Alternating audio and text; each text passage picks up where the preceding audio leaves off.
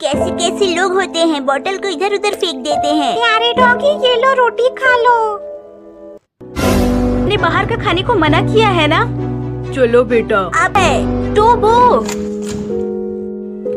मुझे काम पर जाना है, तुम घर पर ही रहना। मुझे बाहर जाने नहीं दिया, अब मैं घर को तोड़ डालूंगा। ये लो, ये भी लो। टोबो, मम्मा घर आ गए। आप मेरा ख्याल भी नहीं रखती हो, बस अपने काम में बिजी रहती हो। सॉरी टोबो, अब से मम्मा तुम्हारा ख्याल रखेगी। खाना खा लो। मम्मा और टोबो अब से एक साथ ज्यादा टाइम बिताने लगे और टोबो फिर से एक प्यारा डॉगी बन गया।